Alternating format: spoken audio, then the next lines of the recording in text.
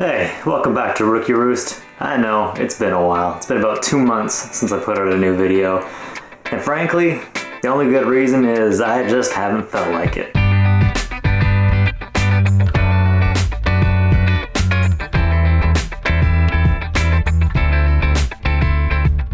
Making these videos is purely a hobby. I don't make any money off of YouTube, and I've shut the Patreon page down quite a while ago at this point because frankly, I wasn't delivering people value there, and I never actually received any money from Patreon through that anyway, so haven't made a dime off this and don't intend to. But for those of you who have been following along and curious of what's been going on the past little while, here it is. I'm going to keep you in the loop, and I'll still be putting out new videos. I'm just not going to maintain any kind of a schedule. Anyway, progress has been made on the house, not nearly as much as I would have hoped by this point, but things are moving along. Once we got all the insulation in, we were able to get all the vapor barrier completely done in the entire house, and then it was time to put paneling on the walls. The stuff we've used, and most of it is just 1/4 inch sanded pine plywood, which has just been painted.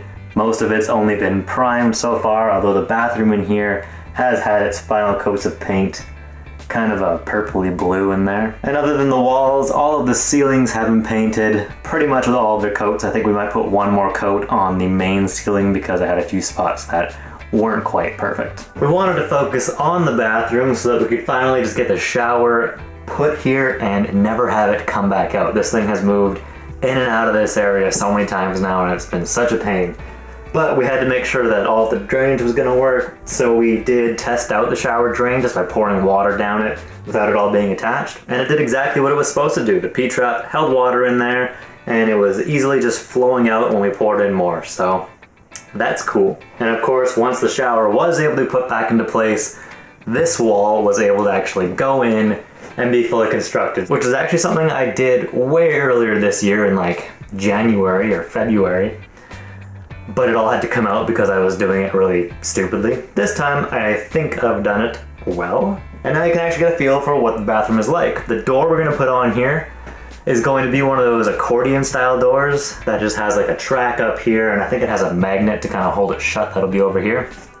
And it gives you, I think this is about 2 feet to walk through. It's plenty of space. Not the original plan we had for the door. We wanted to do like a big sliding barn style door, but the house is already getting kind of heavy, and adding stuff like that really doesn't have a functional purpose to it. Just doesn't make any sense. A cheaper, lighter weight door is going to be just fine. This, when it really comes down to it, is a one-person house. You could probably live 2 people in here, but you'd have to really like each other and be comfortable with some noise drifting in and out of the bathroom. I always had the idea of just having like a toilet radio that you just crank up when you really don't want your buddies in the next room to be able to hear what you're doing in there. And that is it. The walls are more wall-like than the last time you saw it. It's been a lot of work getting things like vapor barrier and all this paneling. The paneling especially has been a ton of work. We did most of it back in August. There's a lot of finicky stuff to do with the walls, like going around all the outlets and whatever. So it was a tedious process. We only get out to work on the house about once a week, maybe twice a week if we're feeling really ambitious, but when it comes down to it, we're kind of averaging like 5 hours a week. Jackie does have a potential spot to park and live in the house, but she's starting to feel the way that I feel about it, which is I'm kind of done with it. So in the last video, we were still at that farm, which is where I was able to finish most of the paneling for the walls. And we knew we would need to leave that space before the rainy season set in because of where the house was parked, and it would have just been a real mess. But we were actually told suddenly that we needed to get out of there by the end of August, so that's why I kind of started working pretty hardcore on things to get things ready to transport again. Luckily, there was a vacant spot at the old RV lot that I had the house parked at earlier this year and last year, and so we moved the house there. The nice thing about this spot is we just pay the rent and we're just left alone. The downside, of course, is there's no power here, but we've been able to continue construction just using a cordless skill saw. And if I really have to, I can run home, which is about 10 minutes from here, and cut things on the chop saw or table saw, and then just drive back. So it was about the time that we moved the house here when I started to feel like I'm just kind of done with this whole thing. If I had my own property, I'd feel much different about it. It'd be definitely plausible. Or if I had family with property, that would be another option. Or if I even had friends with some property, That's something that I could do, but I don't have any of that. And living in the Vancouver area, that stuff is not cheap. So all you're really left with is finding random strangers who are cool with you renting a space on their property.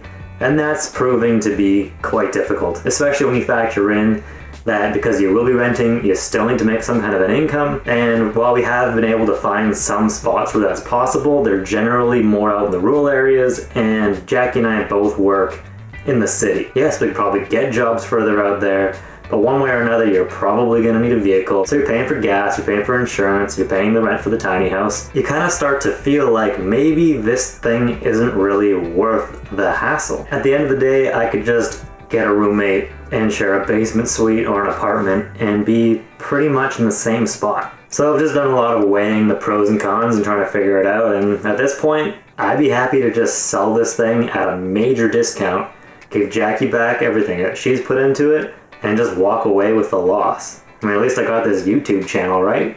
That's something. And that's why Jackie has been the one who's been really aggressively looking for places to park and live in this thing, because for me, it's like, it's either hers or it's gone. She's not totally cool about me just walking away with the complete loss on my shoulders, so she doesn't want to like sell it at a huge discount. So we'll probably try to just put it up for sale for the material costs so we can at least get back everything we put into it. Never getting back all that time, but hey, learning experience. I know this is all probably coming as a disappointment to some of you tiny house enthusiasts, but don't let me get you down. You know, if you've got a dream to build a house and you have the means to actually live in it, sweet. I think for me and Jackie though, at least at this stage, it's just not practical, and we definitely rushed things getting into it. I always saw tiny houses as a way to escape, you know, being in debt forever and having to always work full-time or even more than full-time just to support yourself, but the way things are playing out, I pretty much still have to do that. Kind of just trading one hassle for another, and unless you have your own property, you're always going to be paying rent and following someone else's rules. One day I'm going to make a video detailing kind of the whole backstory and where all this is coming from and how this has all evolved and the many changing of minds that Jackie and I have gone through. But that's not for this video. So while the dream of the tiny house is essentially dead for me, I'm still going to be putting out some content. As things happen, I don't know how far we're going to take it because we don't want to dump a whole lot of more money into this project if we're just going to sell it. But hey, maybe something will change, maybe something will come up and one of us will live in it. Probably not me, but Jackie might be able to make it work for her. So stick around if you're interested in seeing how this all shakes out. And to the fine fellow who hit the tiny house with their camper, which is sitting right here, get in touch with us and own up to it. A little bit of compensation would be nice. All right, thanks for watching. See you next time.